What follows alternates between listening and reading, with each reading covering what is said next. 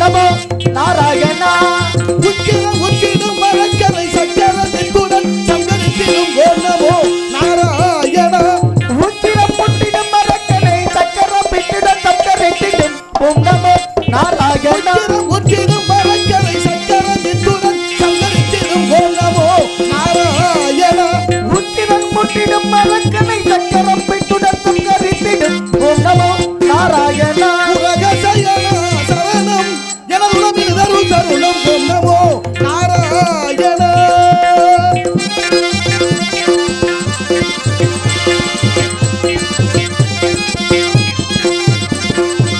கலந்த மரவேர்கள் 5 பல நலம் கொடுத்தனாதா நலித போத ஓம் நமோ நாராயணா உலகில் அந்த மனதுயர்கள் இந்திடவங்கள் கொடுத்தனாதா கணித மாதா இசைக்க பாபம் நமோ நாராயணா கலந்த மரவேர்கள் 5 பல நலம் கொடுத்தனாதா நலித போத ஓம் நமோ நாராயணா உலகில் அந்த மனங்கள் இந்திடவும் உலகில் அந்த மனங்கள் கொடுத்தனாதா கணித மாதா ஓம் நமோ நாராயணா உரக சயனா சரணம் எனதுடன் தருணம் ஓம் நமோ நாராயணா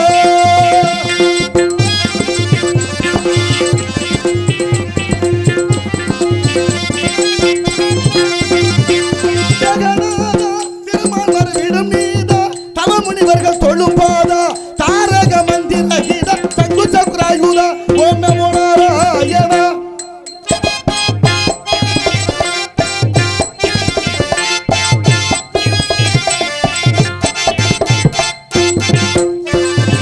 மச்ச குர்மபதாரே பாமணனே பக்த ரட்சத பேர் கொண்ட நாயகனே மச்சகுர் மாபதார மங்கனே மச்ச பிரச்சக பெயர் கொண்ட நாயகனே மச்ச குர்மபதார பாமணனே பக்த ரட்சத பேர் கொண்ட நாயகனே அச்சுதனே முகுந்த ஆனந்த ஸ்ரீ வைகுந்தா அச்சுதனே முகுந்த ஆனந்த ஸ்ரீ வைகுந்தா அச்சுதனே முகுந்த ஆனந்த ஸ்ரீ வைகுந்தா பஞ்சமி இந்த உந்தன் பச்சை மிகுந்த துந்தன்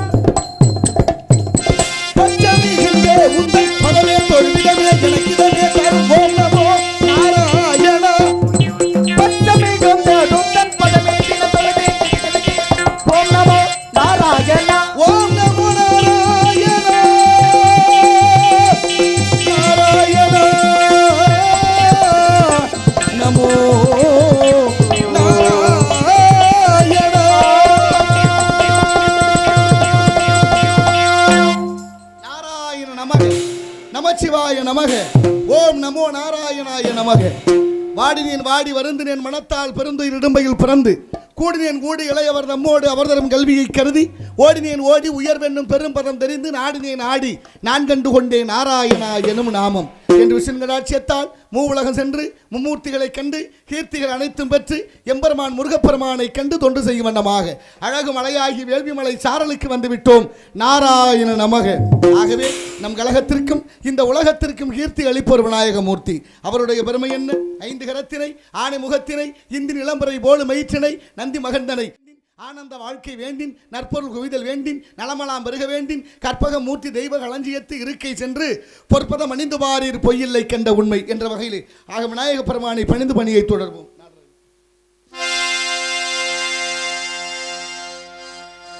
ஆணை முகத்தான் அரண் 5 முகத்தான் மகன் 6 முகத்தானுடன் அவதரித்தான்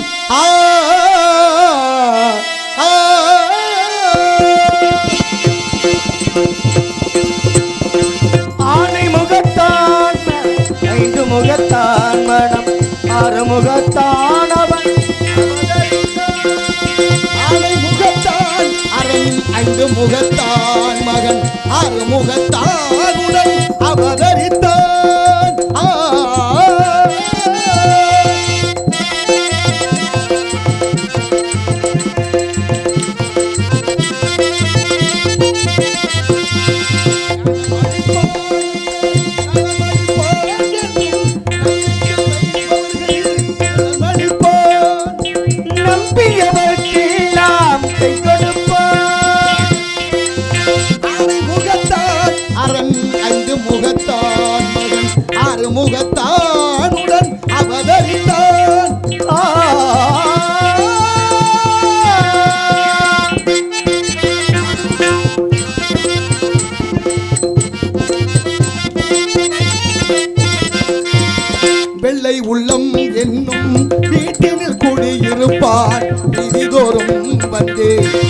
வேண்டும் வரம் அளிப்பார்.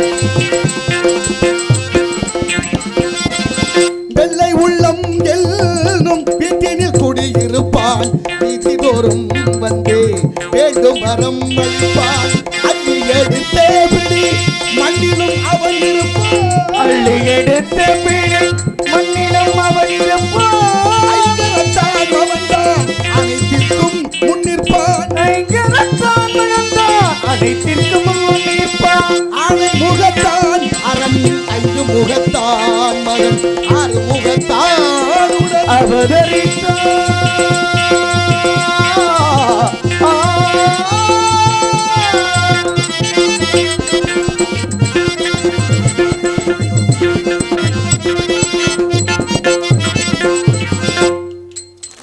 ஓமெனும் பிரணவ நாதமே அவன் தொடக்கம். உலகமெல்லாம் அவன் வயிற்றினிலே அடக்கம்.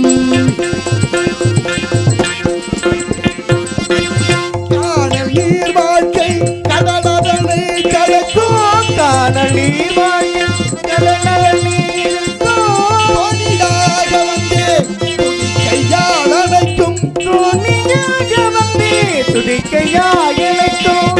ஐந்து முகத்தான் மகன் ஆறு முகத்தானுடன் அவதரித்தான்.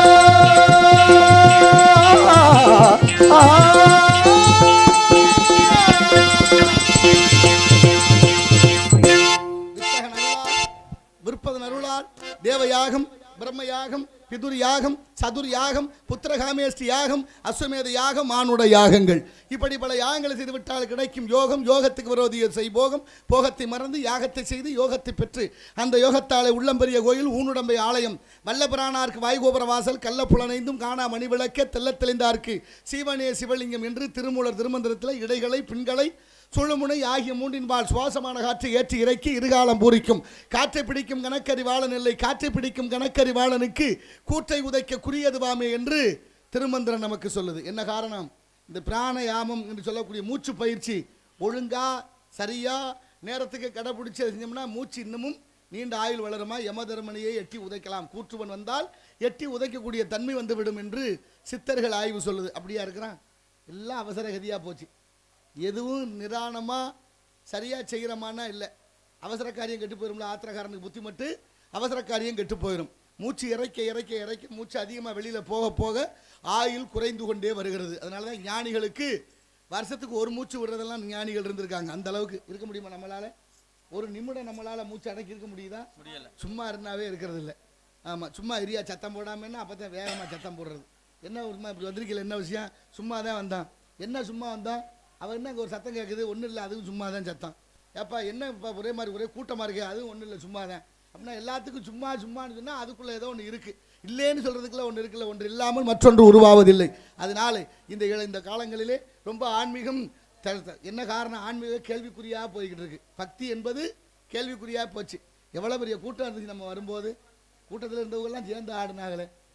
ஆண்களும் பெண்களெல்லாம் ஆடிய கூட்டம்.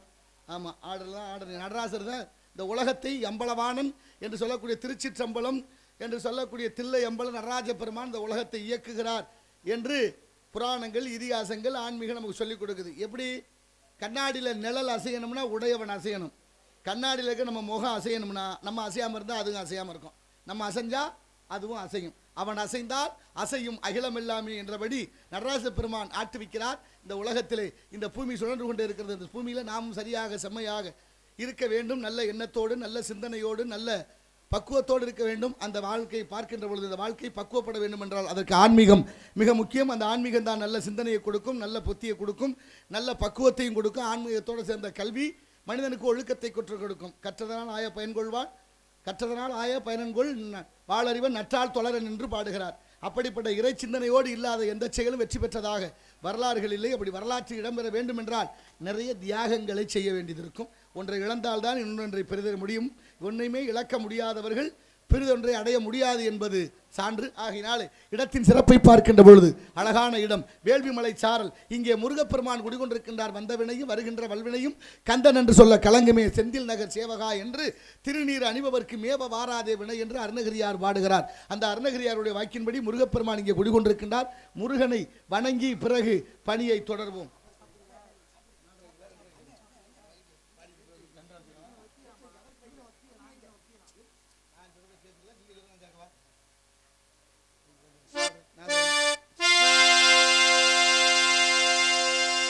கனலில் கருவாகி புனலில் உருவான கந்தன் ஊர் என்ற ஊர். கனலில் கருவாகி புனலில் உருவான் கந்தன் ஊர் என்ற ஊர். கனவு மறவாமல் தினமும் நினைக்கின்ற மனிதர்களின் சிந்தையூர். வாழும் மனிதர்களின் சிந்தையூர்.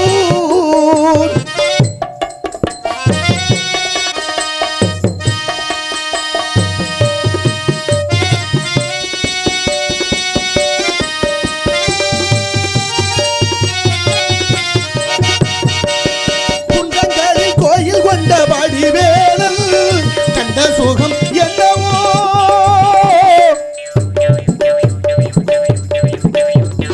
குன்றங்களில் கோயில் வந்தபடி கண்ட சுகம் என்னவோ. தொண்டர் பல பேரும் கொஞ்சம் தமிழ் பாட தந்த சுகம் அல்லவோ.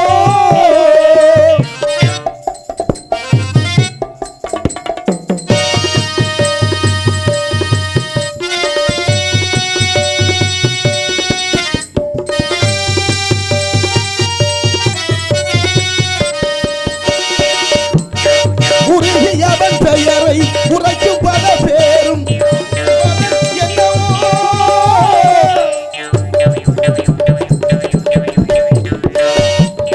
பெயரை உரைக்கும் பல அடையும் பலன் என்னவோ.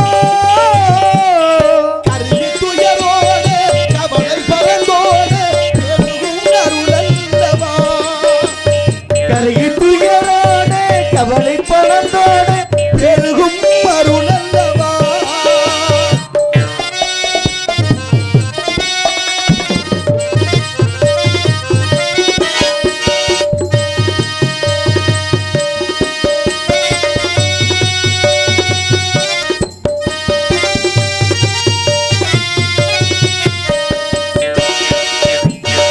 அழகல் குமரன் நல்லாவினன் குடிதன்னில் கிழவள் பெயர் கண்டவே.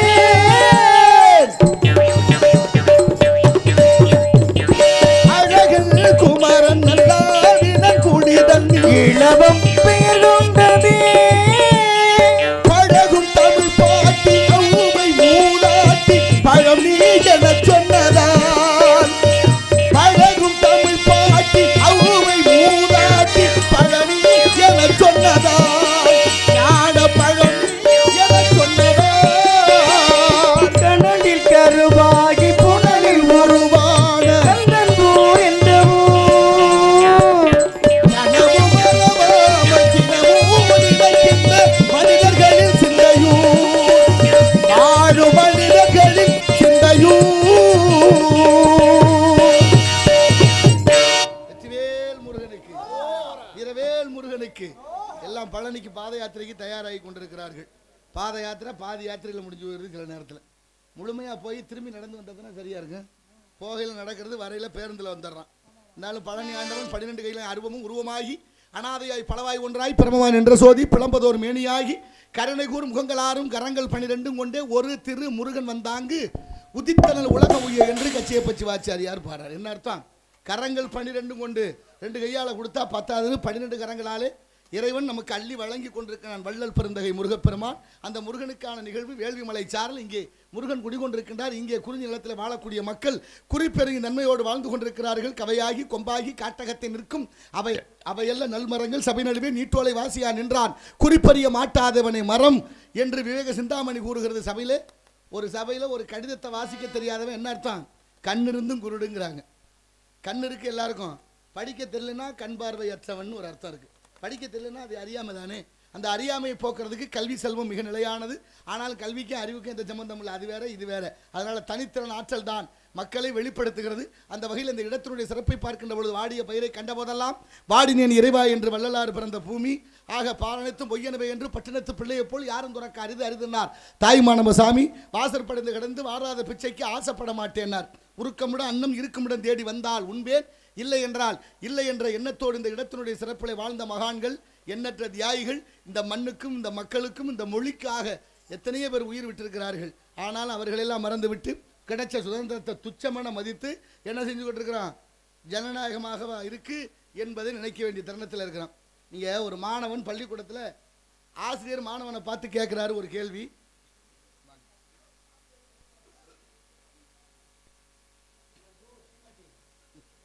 ஆனந்தூர் சீமாட்டி வளையல் கடையினுடைய உரிமையாளர் ரூபாய் 201 வழங்கியிருக்கிறார். அன்னார் அவர்களுக்கு நன்றி, உளமார்ந்த வணக்கம். சீமாட்டி என்று சீமாட்டியாக இருக்க கடவுள் வாழ்க வாழ்க வாழ்க. அப்படி வாத்தியார் கேட்குறாரு, கடவுள் ஒருத்தர் இருக்கிறாரா உங்களுக்கு உண்டு? ஆமாம் இருக்கிறாரு, அவர் தான் உலகத்தை படைச்சார் அப்படின்னு மாணவன் சொல்கிறேன்.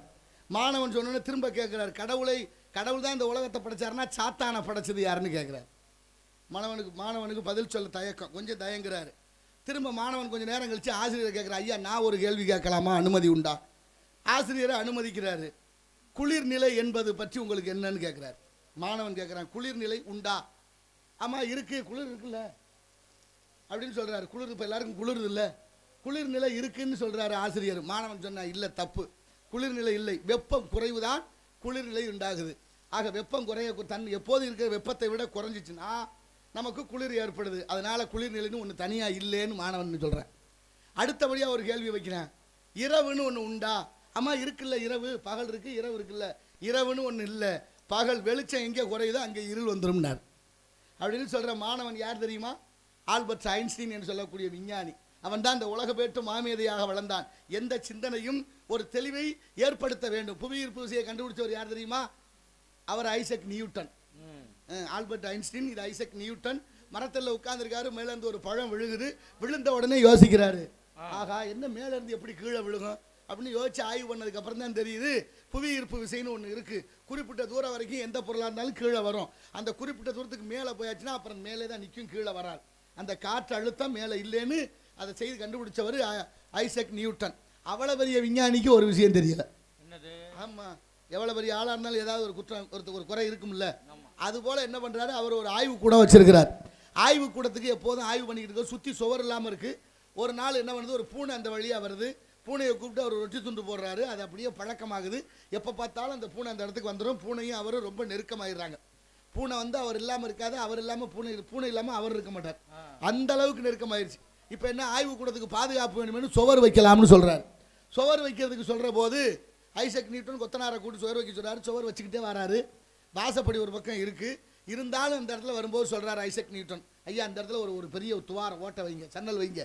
ஏன்னு கேட்குறாரு. தினமும் ஒரு பூனை நம்ம ஆய்வகத்துக்கு வரோம், நான் அதுக்கு பழங்கள் ஏதாவது கொடுப்பேன், அதனால அது பாதையை நம்ம அடைச்சிட வேண்டாம், பூனை வர்ற பாதையவே அடைக்க வேண்டான்னாரு ஐசக் நியூட்டன். இங்கே யானை வர்ற பாதையை அடைச்சி பிடிச்சி சிவராத்திரி கொண்டாடுறாங்க. நமக்கு என்னதுக்கு பெரிய இடத்து பொல்லாப்பு, அரமணை கோழி முட்டை அம்மிக்கெல்லாம் உடைக்கும். ஆனாலும் பாருங்க, அவர் சொன்னார் வைங்கன்னாரு. சரின்னு அந்த இடத்துல ஒரு ஓட்டையை வச்சுட்டு சுவர் வச்சுக்கிட்டே வர்றார்.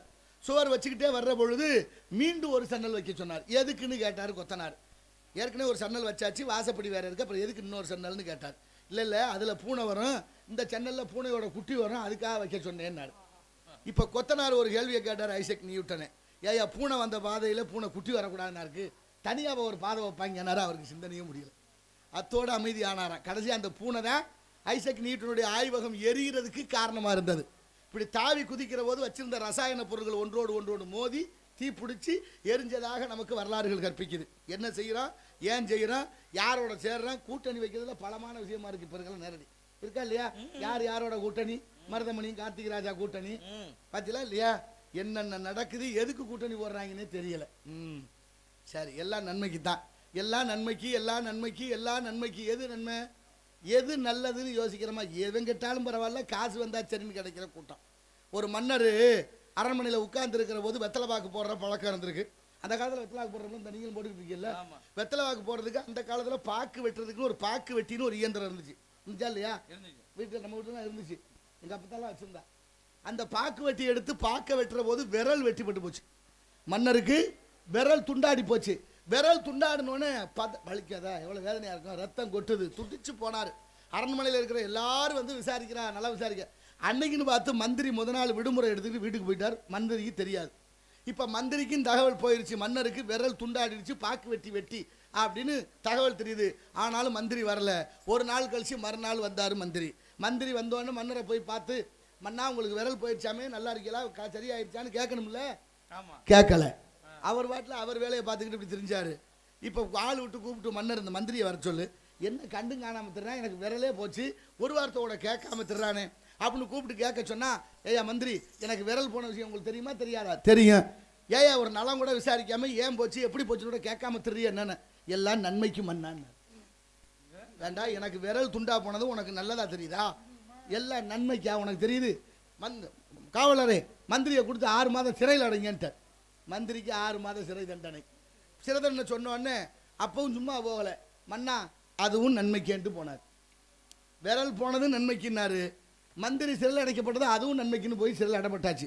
இப்போ 2 நாள் கழிச்சு மன்னர் வேட்டைக்கு போகலான்னு மந்திரி தான் சிறையில் அடைச்சாச்சே. படை பரிவாரத்தோட காட்டுக்குள்ளே போகிறாரு. போகிற போது அங்கே பெரிய விலங்குகள் வந்தது, அடித்தாங்க, வேட்டையாடினாங்க. பெரிய மிருகத்தை பார்த்து எல்லாம் செதறி ஓடி போச்சு. மன்னரும் பயந்து போய் ஒரு இடத்துல நிற்கிறாரு. அந்த நேரம் பார்த்து இந்த காட்டுவாசிகள்னு சொல்கிறவங்க வந்து மொத்தமாக வந்து மன்னரை தூக்கிட்டு போயிட்டாங்க. மன்னரை தூக்கிட்டு போனால் அங்கே ஒரு தேவதை, வன தேவதை, அதுக்கு திருவிழா, நரபலி கொடுக்குற வழக்கம். நமக்கு நரபலிக்கு ஆள் கிடச்சி போச்சு, வெட்டுறான்னு முடிவு பண்ணி கழுத்து தலையில் தண்ணியை ஊற்றி கழுத்தில் மாலையை போட்டு வெட்ட போகிற நேரம் பார்த்தா கையில் ஒரு விரலில் பாதி இல்லை. பாதி விரல் ஒச்சம்ல, ஒச்சமான மனிதனை வெட்டக்கூடாது, நம்ம சாமி ஏற்றுக்காது, விரட்டி கொடுங்கன்னு விரட்டிட்டாங்க. இப்போ மன்னர் அரண்மனைக்கு வந்துட்டாரு. இப்போ ஒரு சந்தேகம் வந்துருச்சு, எல்லாம் நன்மைக்குன்னு நம்மளை விட்டுட்டாங்க விரல் இல்லாதனால. அது சரி, அது நன்மைதான். ஆனால் மந்திரி சிறைச்சாலைக்கு போகிற போது நன்மைக்குன்னு சொல்லிட்டு போனானே. முதல்ல சிறையில் இருந்த மந்திரியை வர சொன்னார். மந்திரி வந்தோடனே கேட்குறாரு, ஏயா நீ எனக்கு விரல் போனது நன்மைக்குன்னு சொன்னேன், அது நன்மை தான். நான் உன்னைய விட்டுட்டு காட்டுக்கு போனேன், என்னை பிடிச்சிட்டு போனவங்க ஒச்சமாக இருக்கிறதுனால என்னை தப்பிக்க விட்டாங்க, அதனால அது நன்மை எனக்கு. இப்போ நீ சிறைச்சாலைக்கு போனியா, அதுவும் நன்மைக்குன்னு சொன்னியே, எதுக்குன்னு கேட்டார். என்ன பண்ணா இது கூட தெரியாது உங்களுக்கு, நான் உங்கள் கூடவே இருந்தேன்னா நானும் உங்கள் கூட வந்திருப்பேன். உங்களை பிடிச்சிட்டு போனவங்க எல்லாரும் மாதிரி நான் விட்டுட்டு போயிருக்க மாட்டேன், உங்கள் கூடவே இருந்திருப்பேன். என்னையும் கூட்டிகிட்டு போயிருப்பாங்க. 2 பேர் தலையிலையும் தண்ணியை ஊற்றி கழுத்தில் மாலையை போட்டு வெட்ட போகிறது உங்களை விட்டுருப்பாங்க. எனக்கு ஒச்சம் இல்லை, அதுக்கு பதிலாக என்னையே போட்டிருப்பாங்களே, அப்போ நான் உள்ளே இருந்தது நன்மைதானேன்னாரு. சில நேரங்களில் கெட்டது நல்லதாக நடக்கும், நல்லதும் கெட்டதாக நடக்கும். அப்போ நம்ம எடுத்துக்கிறத பொறுத்து, நம்ம கொடுக்குற விஷயத்தை பொறுத்து இந்த பிரபஞ்சம் ஒன்று கொடுத்தா 4 திருப்பி கொடுக்கும். அதான் ஒரு வினைக்கு எதிர்வினை உண்டு. அதனால் எதை இழைக்கிறோமோ அதுவே நமக்கு திரும்ப வரும் என்பதை உணர்ந்து கொண்டு இந்த மனித சமூகம் பண்பட்டவர்களாக வாழ வேண்டும் என்ற நல்ல எண்ணத்தோடு இந்த இடத்தினுடைய சிறப்பை பார்க்கின்ற பொழுது ஆட்டுவித்தால் யார் ஒருவர் ஆடாதாரே கண்ணா, ஆசை என்னும் தொட்டிலே ஆடாதாரே கண்ணா. ஆட்டுவித்தால் யார் ஒருவர் ஆடாதாரே கண்ணா, ஆசை என்னும் தொட்டிலே ஆடாதாரே கண்ணா. நீ நடத்தும் நாடகத்தில் நானும் உண்டு, என் நினைவில் கூட அனுபவத்தில் சோகம் உண்டு. நினைவில் கூட அனுபவத்தில் சோகம் உண்டு.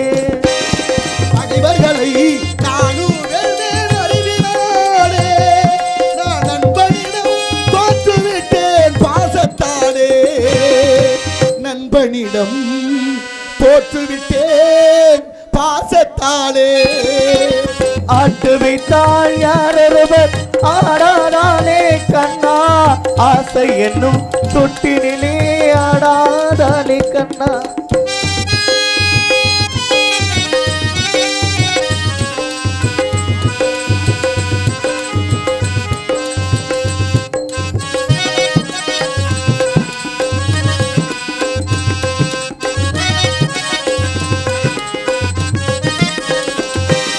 பாஞ்சாலி உன்னிடத்தில் சேலை கேட்டால், அந்த பார்த்தனவன் உன்னிடத்தில் கீதை கேட்டான். பார்த்தவனே உன்னிடத்தில் கீதை கேட்டான். நான் இருக்கும் நிலையில் உன்னை என்ன கேட்பேன், நன்மை செய்து துன்பம் வாங்கும் உள்ளம் கேட்பேன், நன்மை செய்து துன்பம் வாங்கும் உள்ளம் கேட்பேன்.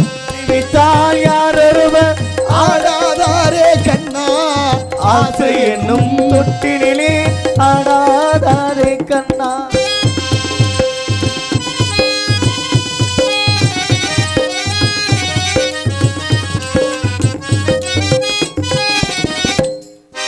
கடலளவு கிடைத்தாலும் மயங்க மாட்டேன். அது கையளவே ஆனாலும் கலங்க மாட்டேன். இது கையளவே ஆனாலும் மயங்க மாட்டேன். உள்ளத்திலே உள்ளதுதான் உலகம் கண்ணா. உள்ளத்திலே உள்ளதுதான் உலகம் கண்ணா. இதை உணர்ந்து கொண்டே துன்பம் எல்லாம் விலகும் கண்ணா. உணர்ந்து கொண்டே துன்பமெல்லாம் விலகும் கண்ணா. ஆட்டி வைத்தால் யார் ஒருவர் ஆடாதாரே கண்ணா ஆசை என்னும் தொட்டினிலே ஆடாதாரே கண்ணா. ஆடாதாரே கண்ணா ஆடாதாரே.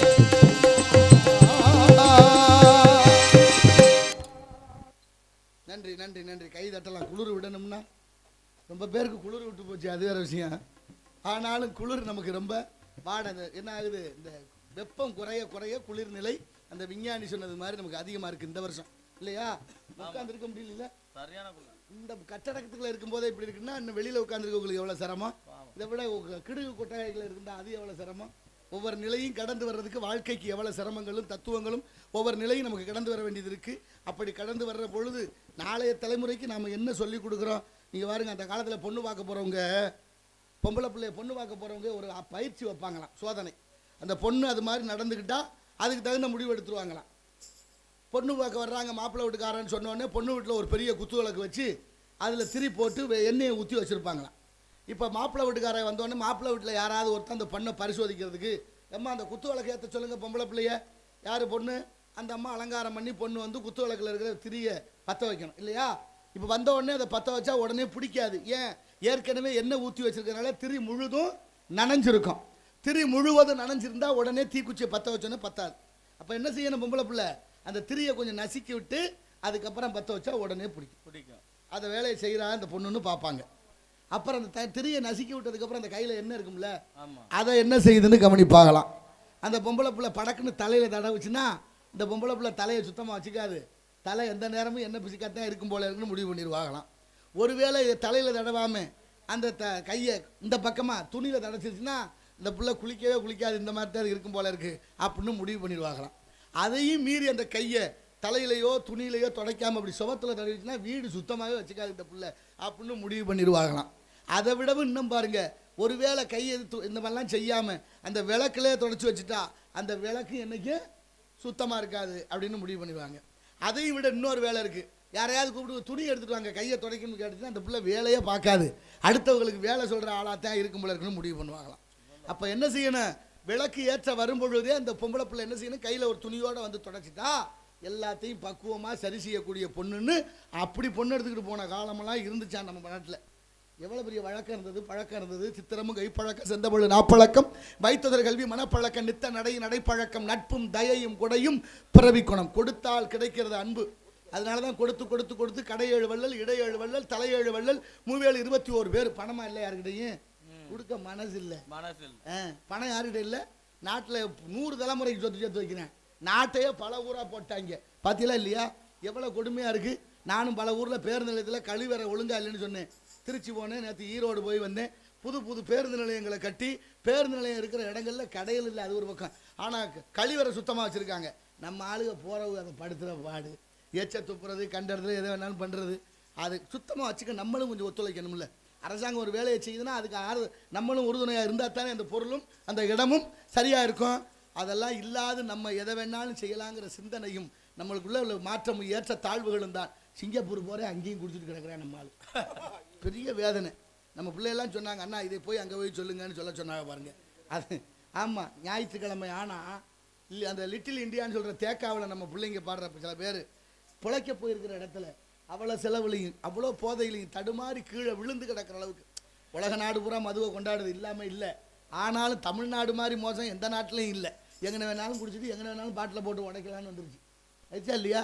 கீழடி ஆய்வு சொல்லுது, தொல்லியல் துறை சார்பாக தோன்றவங்க 1000 3000 ஆண்டுகளுக்கு முன்னே நாகரிகத்தோடு கழிவறை கட்டி வாழ்ந்ததாக வரலாறு சொல்லுது. நான் கேட்குறேன், இன்னொரு 100 200 வருஷம் கழிச்சு தோண்டினா நமக்கு என்ன கிடைக்கும்? பாட்டில் தான் கிடைக்கும். மொத்தமாக எங்கனது ஒன்றாலும் பாட்டில். நடக்க முடியலை, ஆடு மாடு நடக்க நீதி இல்லை. எந்த விழாவாக இருந்தாலும் ஜாராயம் இல்லாமல் எதுவும் நடக்கிறது இல்லை. நல்லதுக்கும் ஜாராயம், கெட்டதுக்கும் ஜாராயம். எவன் கண்டுபிடிச்சான்னு தெரியல. ரொம்ப கோதனையாக இருக்குது. அதுலேயும் இளைஞர்கள் எல்லாம் மது போதைக்கு ஆட்பட்டு இந்த இருசக்கர வாகனம் அதிவேகமாக போய் எவ்வளோ பெரிய விபத்துக்களை சந்தித்து எத்தனை உயிர் பலி ஆகிறது. தயவுசெய்து சிந்திக்க வேண்டாமா? நாளைய தலைமுறைகள் இந்த நாட்டை உருவாக்குறதுக்கு இங்கே பல விஷயமான சிக்கல்கள் இருக்குது. அதெல்லாம் பேசணும் தான், பேச வேண்டிய விஷயந்தான். எனக்கு இருக்க வேண்டிய பொருள்களை நானாக எடுத்து கொடுத்தா நல்லாயிருக்கும். என் பொருளை எடுத்து நீங்கள் கொடுக்குறதுன்னா உங்களுக்கு சேர்ந்தவங்களுக்கு அந்த மாதிரி சிக்கல்லாம் இங்கே நிறைய இருக்குது. அதை பட்டவர்த்தனையாக பேச வேண்டிய சூழல் வரும்போது பேசுவோம். ஆகையினால இப்படி இந்த இடத்தினுடைய சிறப்பிலே இங்கே எல்லா வல்ல எம்பெருமான் முருகனுடைய திருவருளை வள்ளிக்கு திருமணம் நடக்க இருக்கிறது. திருமணம்னா என்ன அர்த்தம்? திருன்னா உயர்வு, மனம்னா வாசனை. அதானே? மலர்ல இருந்தே மணக்கம், மனம் தரக்கூடிய மலர். அன்னைக்கே எழுதினாராம், வாசமில்லா மலருது வசந்தத்தை தேடுதுன்னு. இன்னைக்கு பூரா மணக்காத மலராக வந்துருச்சு. இதுவாது காகிதத்தில் வந்துச்சு, துணியில் வந்துச்சு. பூவே வந்திருக்கு பாருங்க. மணக்கிற மல்லிகைப்பூண்டுக்கு மணக்காத மல்லிகைப்பூண்டு வந்திருக்கு. வந்திருக்கா இல்லையா? எல்லாத்துலேயும் 2 கண்டுபிடிச்சேன். நாளைக்கு மனுஷன்லையும் 2 கண்டுபிடிச்சி வாங்கலாம்னு நினைக்கிறேன். எப்படி போய் பார்த்து வருங்க. கோழி, நாட்டுக்கோழி, அப்புறம் பிராய்லர் கோழி, இடையில ஒன்று வந்திருக்கு. நாட்டுக்கோழிக்கும் பிராய்லர் கோழிக்கும் இடையில பண்ண கோழி. ஆட்டுக்குட்டி கூட அது எவ்வளோ ஆபத்தை நோக்கி பயணிக்கிறோம்னு பாருங்க.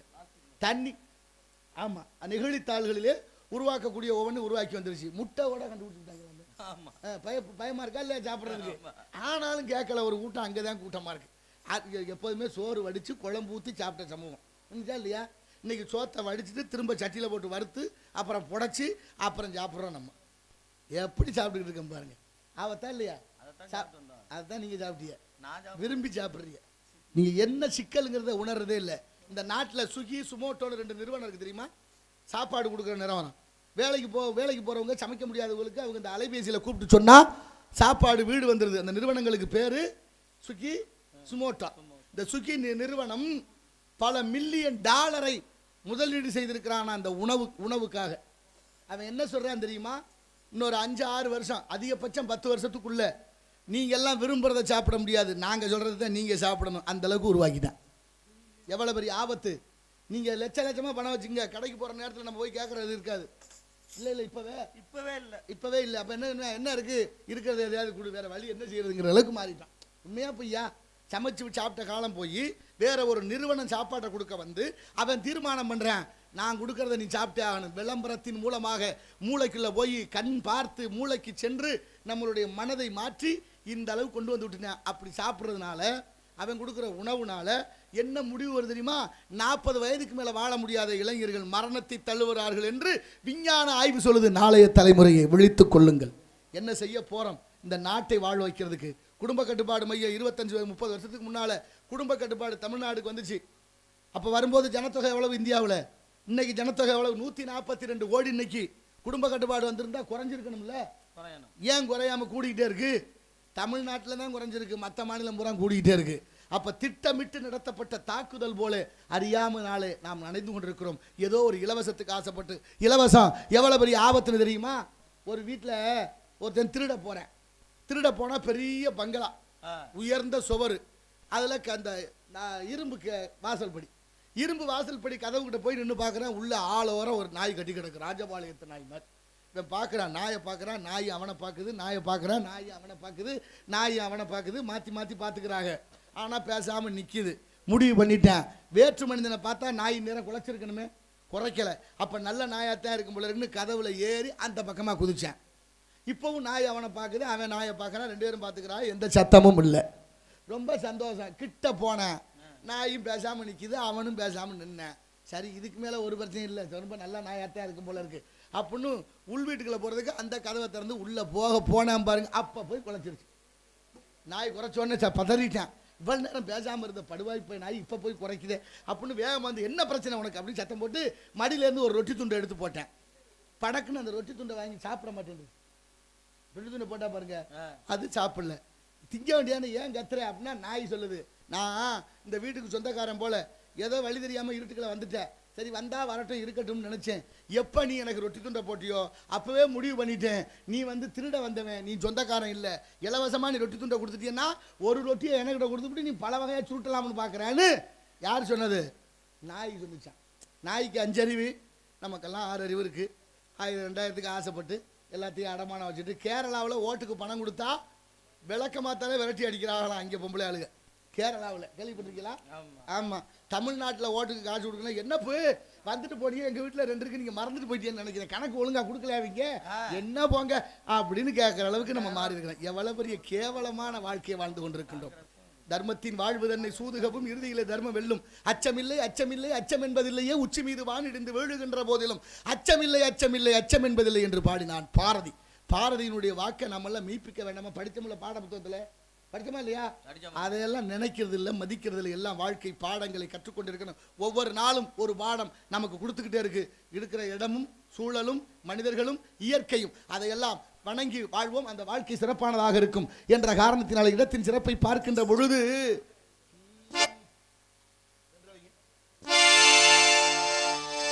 நடந்தாய் வாடி காவேரி,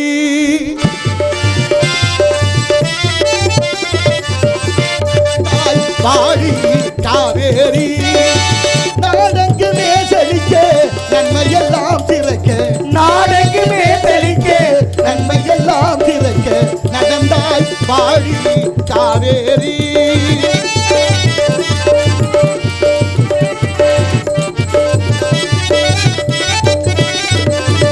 அடர்ந்த மலை தொடரில் அவதரித்தாய்,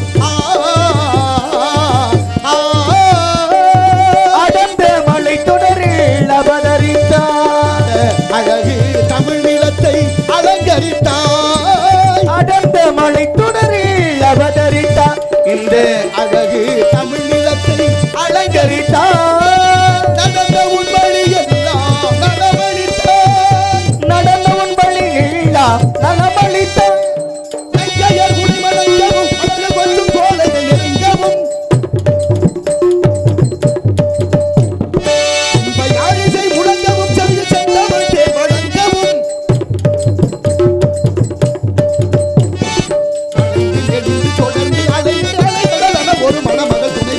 நடந்தாய் வாடி காவேரி, நடந்தாய் வாடி காவேரி, நாடெங்குமே செழிக்க நன்மையெல்லாம் சிறக்க, நடந்தாய் வாடி காவேரி.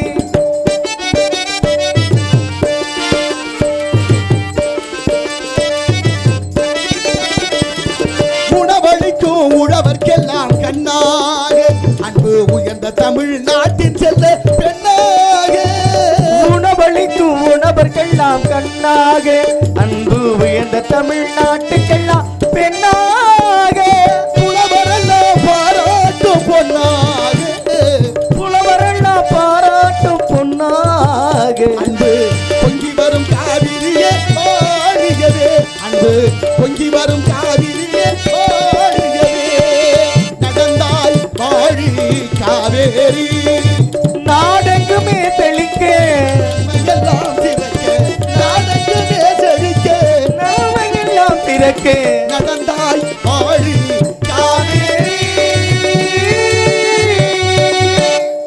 நடந்தாய் வாழி காவேரி. நன்றி நன்றி நன்றி. காவிரி எங்கே தொடங்குது?